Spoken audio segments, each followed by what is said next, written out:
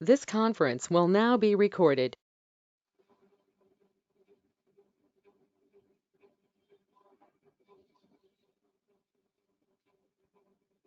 Very good. This conference will now be recorded. Very good evening, students. Today we'll be learning a very interesting topic in electromagnetic induction chapter. So that is AC generator, and then we'll discuss about self inductance and mutual inductance. So let us start our discussions for today. Okay, so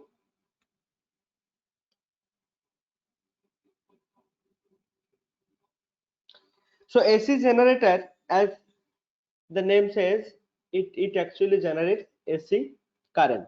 Okay, AC current or AC voltage. So an arrangement or an instrument which produces AC voltage or AC current, that is actually AC generator. See, AC generator generates AC voltage on the principle of induction, electromagnetic induction. Okay, based on the principle of, so principle is, principle used here is electromagnetic induction. I'm writing in short EM induction. Now I'll tell you how. Okay, so students, we have already discussed about magnetic flux, right? Do you remember what is the expression for that? Yes, so magnetic flux is generated, denoted by phi or phi suffix b, etc. We have discussed with phi. Okay, we have denoted magnetic flux with phi. So phi is b, if I write in vector notation, so b dot a or b dot n cap a. A is the area vector, n cap is the magnitude of the area vector, and n cap is the direction of the area vector. So this A is area vector, and if we write the magnitude of the flask, we write BA cos of theta, because dot product will bring cos term, cosine of angle between the vectors B and area vector. So if I have, see, we had already discussed, if you remember, if I have a plane like this, plane surface like this, open plane can have direction of the area vector either outward, like outward, but that could be this side or that side. But if it is a closed surface, then it is always taken as outward normal, that is the direction of the area vector. But anyway, what I'm trying to say is that if the direction of the magnetic field lines or magnetic field is making an angle theta with the, say, suppose this is the area, so it has area normal along this way. Okay, this is area normal. If suppose my magnetic field vector is along this direction, okay, so these two will actually make an angle theta. Then you have to take cos theta and a cos theta component of this B. That means I need to take, if I want to find out flux, we have to take the component of this B vector along the area vector direction. Okay, direction of the area vector. So BA cos theta along this way. Okay, flux along this way. Actually, I have to take component B cos theta and we have to multiply a area along with that so that we get the flux. Anyway, so what I'm trying to say is that the expression for the flux, magnetic flux, we have already found out, that is VA cos theta, right? So here, look, what is induced?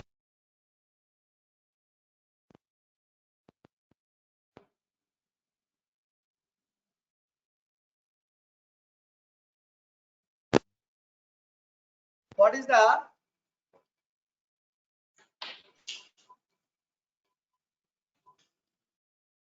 excuse me? So what is Faraday's law of induction says? Faraday's law of induction says induced EMF is equal to d phi by dt, along with the minus sign. This was given by Lenz. So Lenz's law we have already studied. The Lenz's law gives the direction of the induced EMF or induced current. So Lenz's law says that the direction of the induced current will be such that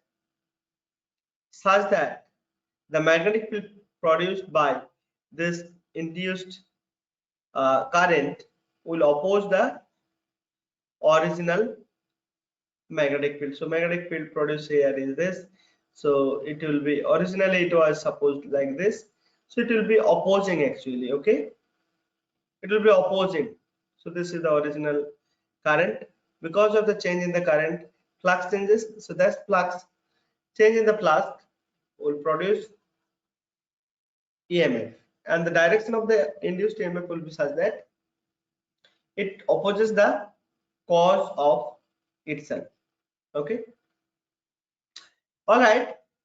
So here, if I just put this in place of phi, C, B, okay, anyway, I'm not going there. Let me just be here itself and let me explain one point here. See, I need this flux change, okay, d phi, change in the flux, okay, in certain interval of time, I need change of flux. This is time rate of change of flux. So flux can be changed in three ways, okay. Flux can be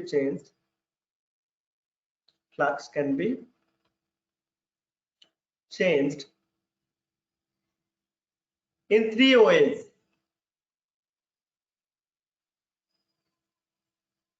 What are those? First of all, we can change flux, so phi can be changed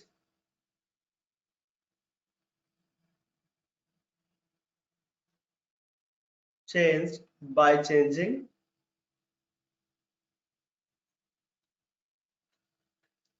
B, first point. So phi can be changed by changing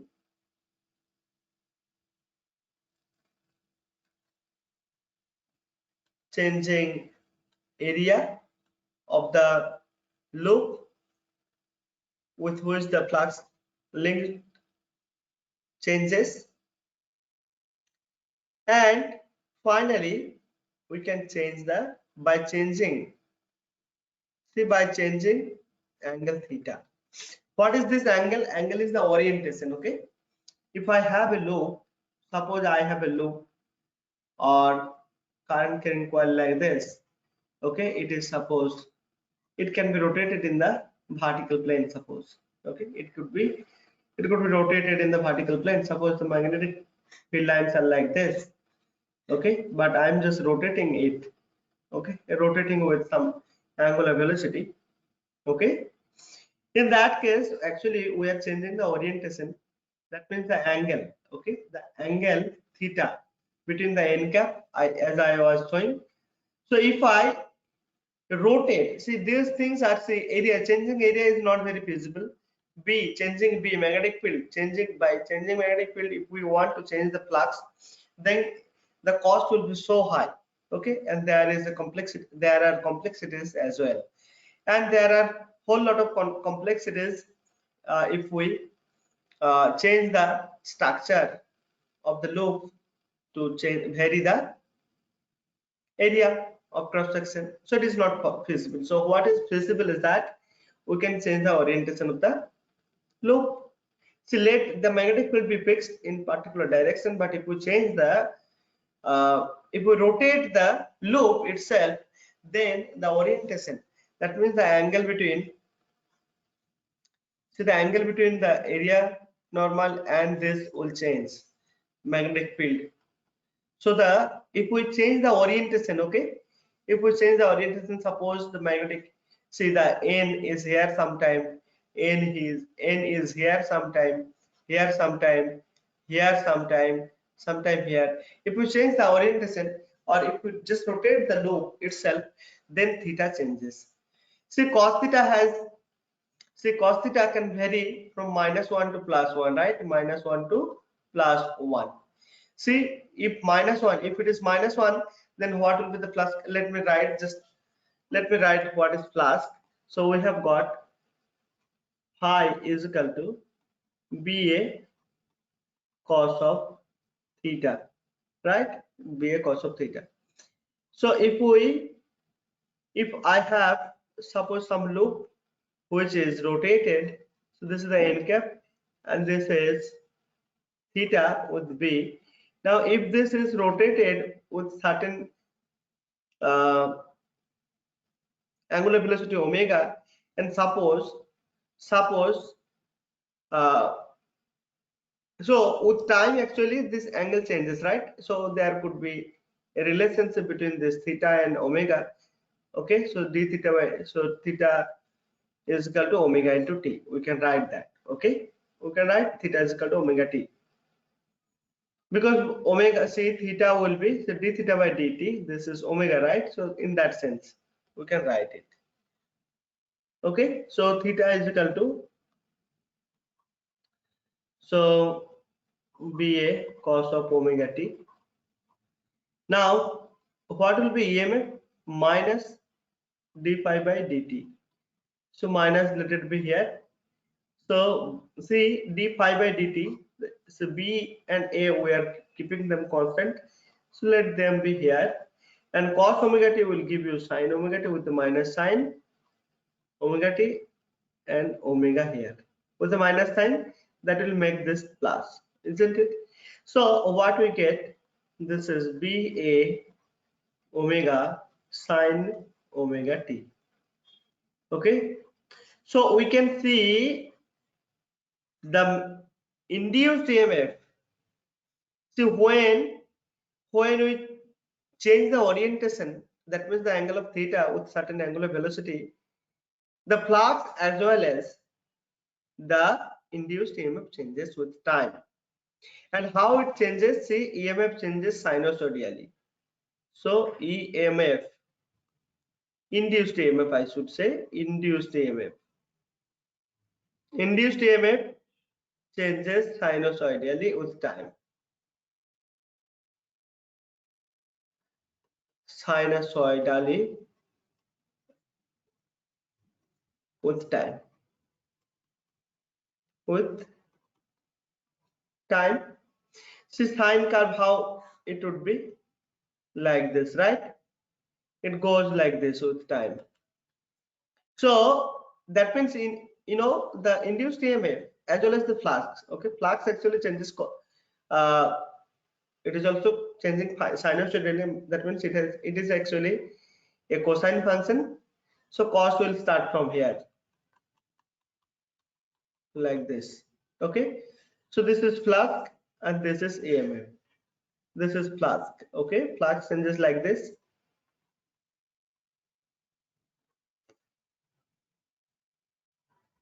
Here it will be again maximum, here it will be minimum, like that it will go. So there is a 90-degree phase difference between them. Okay, so we can see that the induced EMF as well as the flux linked with the coil will change periodically with time, right? Periodically with time, not only by direction, it changes both by, so induced EMF changes sinusoidally with time, both by magnitude and direction. By magnitude and direction. Okay, both by magnitude and direction. So this was one point. Now look here. See, let me just copy this. I think I'll just copy this to next page so that we can have a nice discussion over here.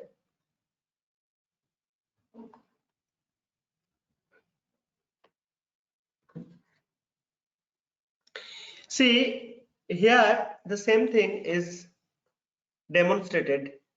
Look here.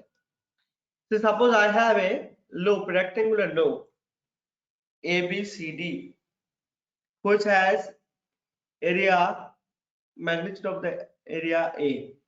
So ABCD loop, okay, or ABCD, yes, that we can take as a loop, and it is kept in a uniform magnetic field. As you see, the magnetic field lines are, the red lines are magnetic field lines. These are uniform magnetic field lines. Okay, so ABCD loop is kept in a uniform magnetic field. All right, and then the loop is rotated. Loop is rotated about the axis of rotation perpendicular to the magnetic field. Okay.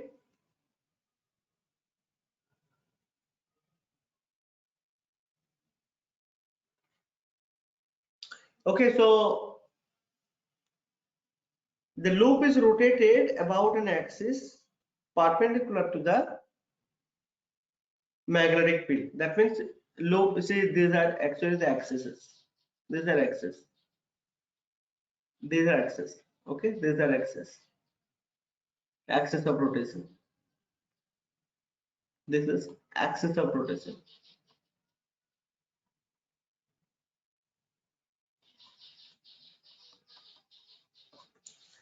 Okay. So axis of rotation is this, so which is perpendicular to the magnetic field. As you see, this is the one. Now the flux through the coil, let us just consider that area vector and vector B makes an angle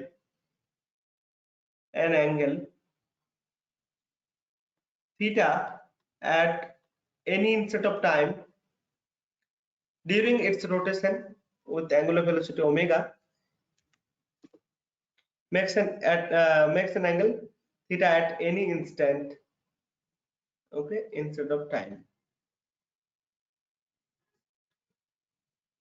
Okay, so if that is the case, I can write this omega is equal to, sorry, omega t is equal to theta, that you know we have already written, we have already shown also. And see, this we have found out phi to be a cos of omega t, and EMF is be a sine of omega t. We have already shown, see here, this is actually the induced EMF, as you see, at 90 degree. So when this angle theta is 90 degree, so this could be written as be a sine theta as well. So when the theta is 90 degree, at theta is equal to 90 degree, induced EMF will be maximum. Okay, Emax, that is actually Ba omega. Omega will be here. Ba omega. Omega is the angular velocity. This could be, see, omega could be written as 2 pi f. F is the linear frequency of rotation. Ba 2 pi f into Ba. B is the magnitude of the magnetic field. A is the magnitude of the area of the loop. Okay. So this is how, since the induced EMF is changing by magnitude changing by magnitude as well as its direction. Look, the direction becomes opposite here. Okay, so since the induced EMF is changing sinusoidally or periodically and making changes of like it changes by both magnitude and direction periodically, so it is actually alternating EMF. This is called alternating EMF. Alternating EMF,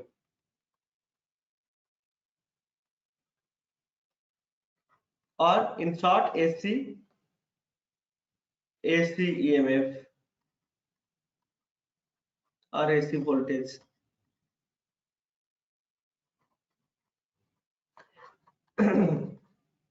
Since the EMF changes sinusoidally with time,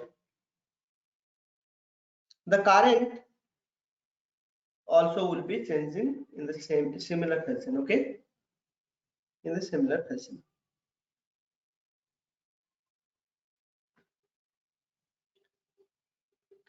So you can see here that EMF has maximum and minimum values, right? Maximum we can see at 90 degree and minimum we see at 270 degree orientation. Okay, so here it is maximum, induced EMF maximum, and let us say that is positive is 0, and here it is minimum, let us say that is minus is 0. Okay, because sine 270 is equal to -1, so that is the reason.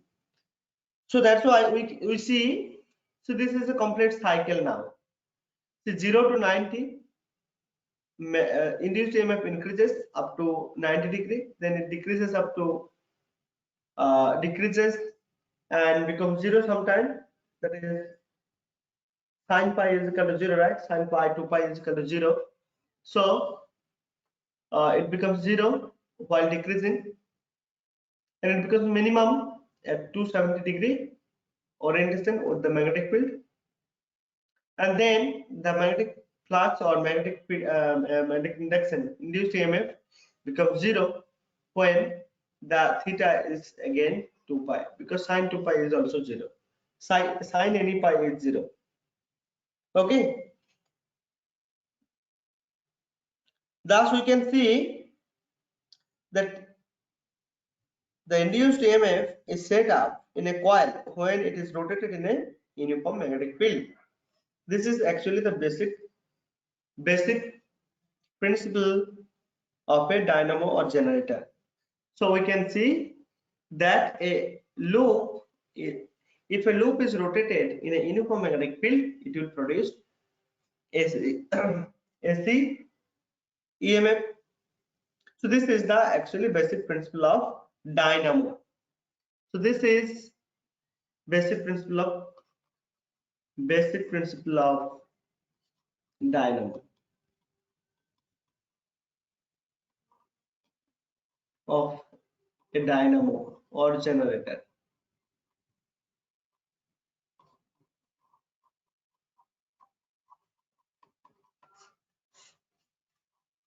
Okay, so basic principle of generator or dynamo. Now we'll just move on to the self inductance. Okay, so before we discuss about self inductance, let us discuss what is called self induction. What is called induction? We know already.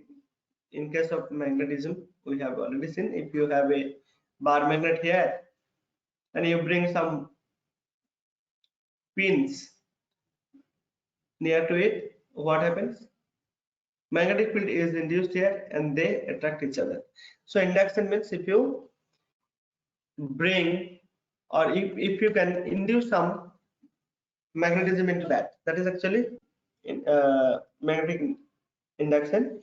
So here, what is self induction? Self induction is the phenomenon in which EMF is produced in a coil due to the change in the current through itself. Suppose I have a coil like this. I have a coil like this, and there is a current I flowing in that. If this current is not a steady current, if this current is changing in this coil, if this current is changing, okay, if this current is changing, suppose it changes, it changes from 0 to some 5 ampere in itself, then due to change in the current in the loop, we know, like if you have a loop, current loop like this, so it will actually produce magnetic field, right? So if it creates magnetic field lines, so suppose magnetic field lines are like this, okay, like this, isn't it? So according to the rules, we will get this. Suppose this loop is actually standing in a vertical plane, so this will be the magnetic field. So what I mean to say is that when there is a current loop, that current loop actually will act as a bar magnet. So there will be magnetic field lines, and also this field lines will be, or this field, so this flux will be linked with this coil itself. So this current carrying loop will produce a magnetic field, and that magnetic field lines will pass through this area of the loop. So that will produce actually, that means there will be a flux linked with the coil. Now if the current changes, then this flux linked with the coil also will change. So this flux linked into the coil, linked with the coil, changes will actually make or actually produce some induced EMF. And you know, this EMF will produce a current in the opposite direction too. Okay, so opposite direction, in the opposite direction, okay. So this sorry, suppose the original current is I and induced EMF is I prime. Look, in the same coil or in the same loop, due to the change in the current, there is a change in the flux linked with the coil, and that change in the flux will produce an EMF. That EMF will be driving a current in the opposite direction to the original current of the coil. Okay, so induced EMF will produce a current in the coil which will oppose the change in the current itself. Okay, which will change or which will be opposing the current itself in that particular coil. That's why this is called back EMF also. So the induced EMF opposes the, like induced EMF opposes the change in the current in the coil, and induced current will flow in the direction opposite to the direction of the flow of the original current itself. So this is why it is called back EMF. So induced EMF in a coil, self-induced EMF in a coil is called back EMF. Self-induced EMF is called back EMF because it drives a current in the opposite direction of the original current itself. Okay. Okay, this is about self induction and back EMF. So it is the EMF produced in a coil due to the change in the current in the same coil, okay, or in the coil itself, in that coil itself. And you know, this induced EMF, as you know, the flask, you know, say flask is directly proportional to B, and this B is actually directly proportional to the current in the loop. So we can say from this that phi is directly proportional to, so the self inductance or the flux linked with a certain coil is directly proportional to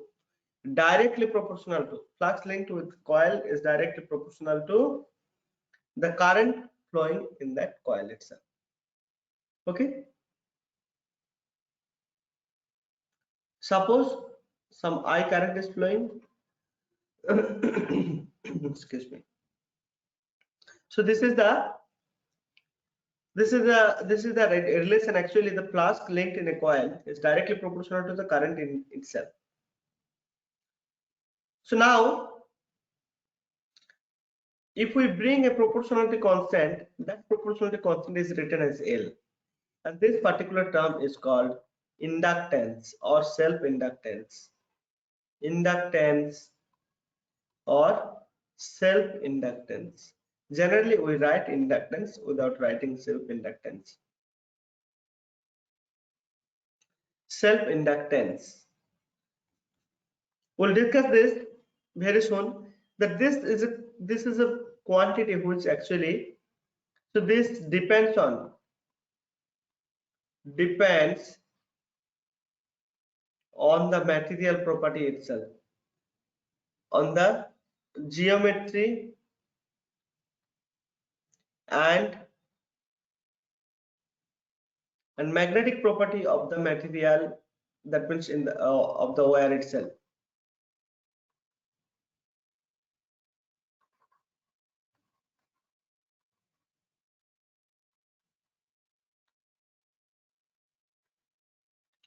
Basically in the geometry, okay? So this depends, inductance depends on the geometry of the coil itself. We'll discuss now here. So we can see this is called coefficient of induced EMF also.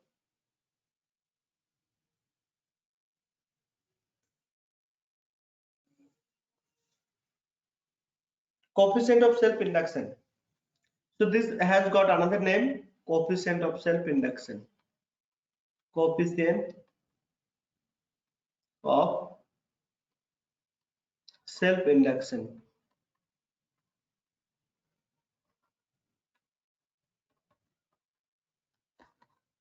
This is called coefficient of self-induction as well. So how do we define that self-inductance? Phi is equal to Li. See, if I is equal to 1 ampere, then phi is equal to L. Sorry, I is equal to 1 ampere. I means current through the coil. Then phi is equal to L. At the same time, we can define, see, self-inductance. We have written EMF, sorry, flux linked with the coil. Now we can just find out minus d phi dt. So self-induced EMF or the back EMF produced in the coil is minus d phi by dt or minus L di by dt. L does not change with time. That is a constant. That is a material property. Geometry of the material. So we can see this is the back EMF or induced EMF in a inductor coil, L di dt. So if this di dt becomes 1 ampere per second, then see this EMF, it becomes actually numerically, the magnitude of the EMF will be numerically equal to the self-inductance itself. So we can define self-inductance in two different ways.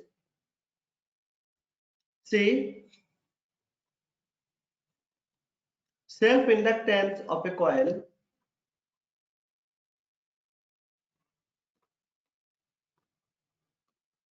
may be defined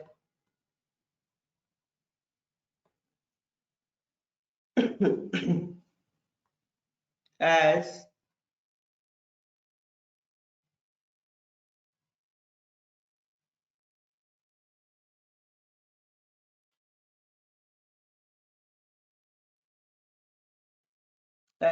defined as or self-inductance of a coil is numerically equal to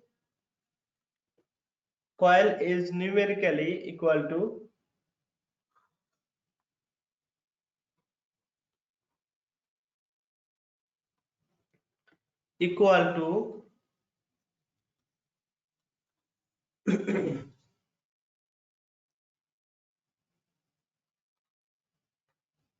the flux linked with the coil,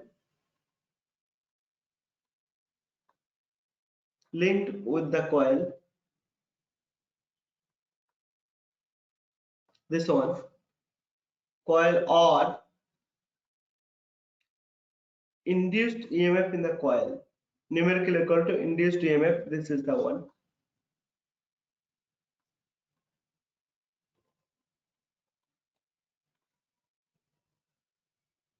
Induced EMF in the coil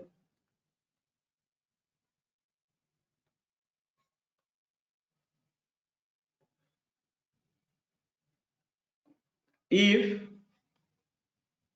1 ampere current is 1 ampere current is passed through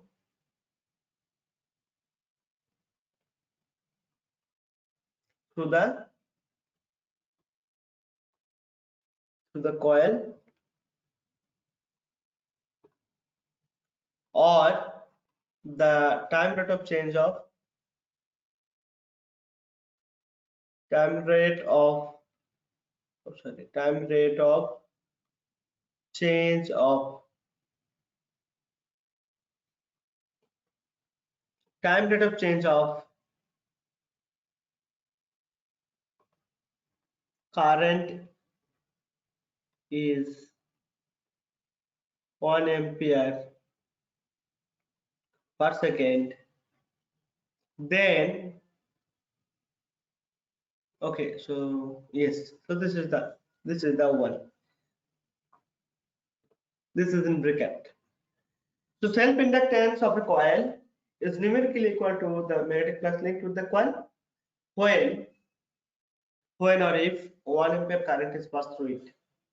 Okay, or the time rate of change of, so or induced EMF is numerically equal to, self-inductance is numerically equal to the induced EMF when the time rate of change of the current in the coil is 1 ampere per second. Okay, so this is how we can define self-inductance. Now we'll try to find out the unit and dimensions, etc. So units of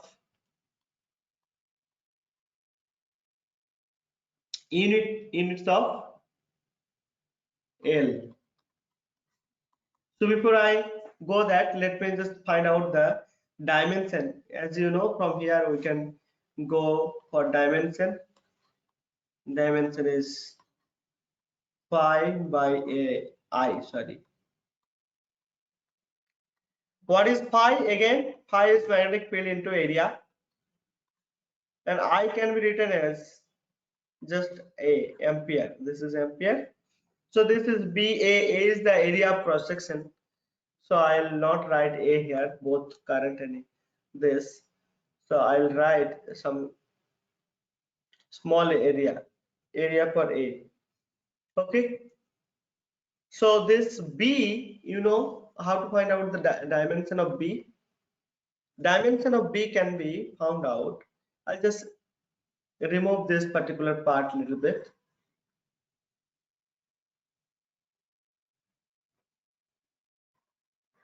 This definition maybe I'll just remove.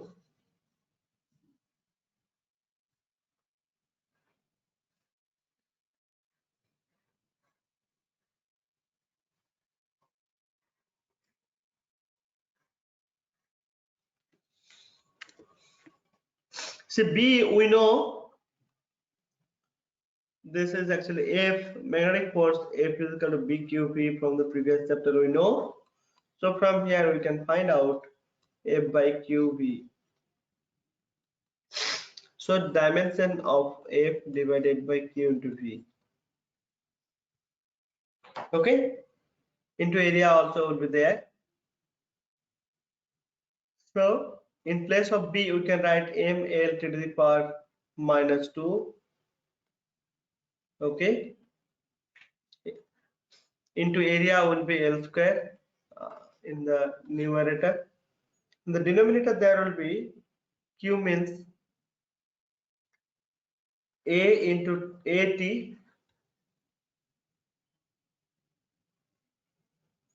LT to the power minus 1, and this A is again ampere. So ultimately the dimension will be ml square, as you see here, ml square. This L cancel each other. This will be A square here. Okay. So ml square, I'm sorry, here m L square a to the power minus 2 and t to the power minus 2. Okay, so this is the dimension. Excuse me.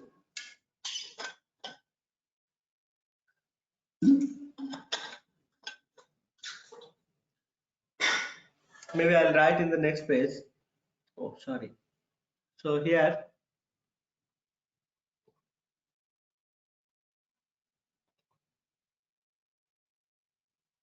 ml square t to the power minus 2 a to the power, a is a for ampere here. Okay. SI unit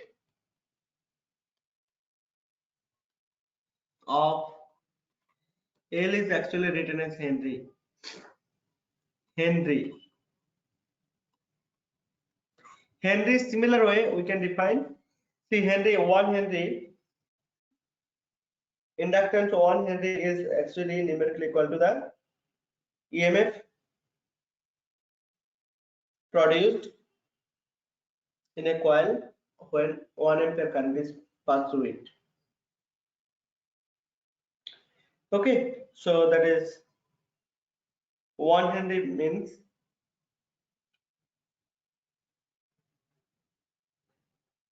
1 Henry means 5. See this has got another unit as well. So 5 is equal to ALI. So this could be written as ampere, Weber per ampere also. This is Weber per ampere as well. Weber per ampere.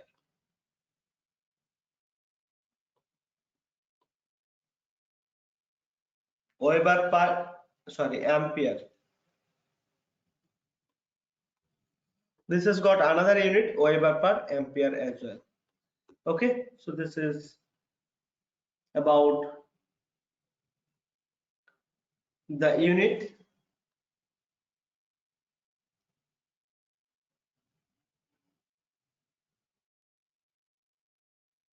Okay, we have discussed unit, dimension, etc. Now we'll discuss about self-inductance of a long solenoid.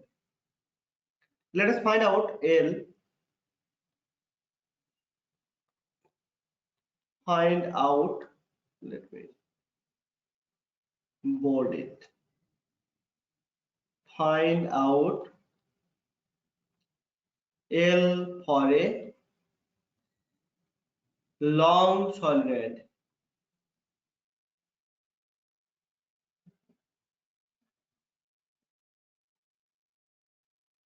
Sorry, long solenoid.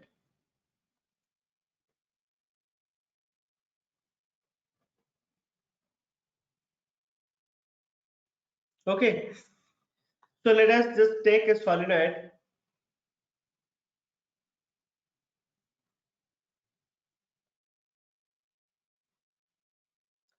See, let us take the radius of each loop as r and number of turns per unit length is small n.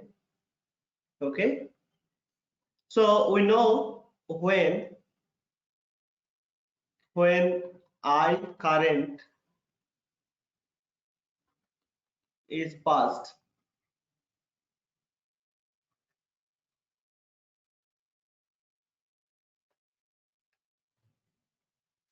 through a long solenoid,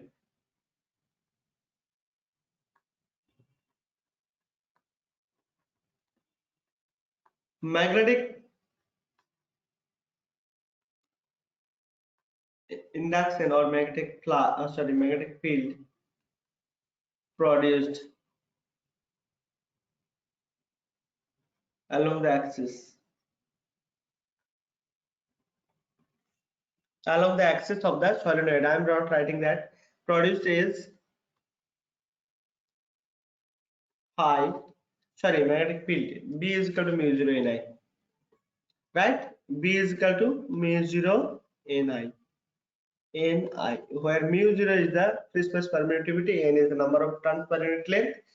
If suppose total length is n and total number of turns is n and L is the length, then this is actually number of turns per unit length. So this is B is equal to mu 0 n I. Now what is phi? Phi is equal to Li, right? Li. So let me do one thing. So this side I'll write what is the flux, flux linked with each loop. So flux linked with link per turn will be B into A, right? That is equal to L into I. Okay, so this just go ahead with this. So phi is equal to BA, that is again Li, according to the definition of the inductance. So B is equal to mu 0 n I and area is pi r square. This is Li. So if there are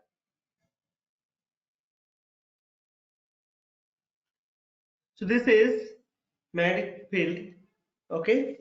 Now what is the total flux if there are n turns? So this is actually the number of the magnetic flux linked with each turn. This one, magnetic flux, because number of turns per unit length we have found out. So magnetic flux linked with each turn. So if there are n number of turns, right, n number of turns, so we'll have total flux phi total will be mu 0 small n I pi r square into capital N, total number of turns for each turn. This is for each turn.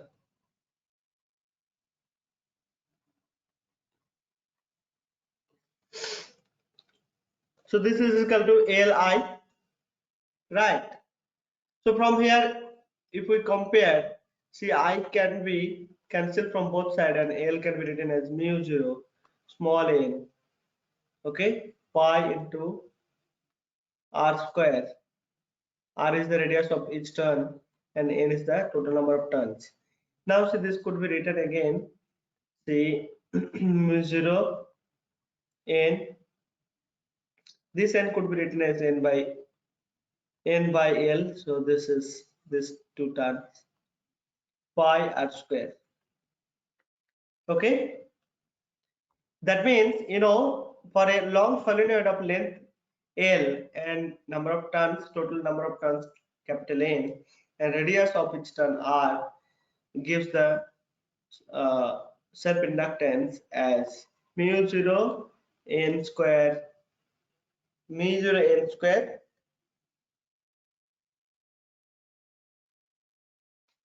by L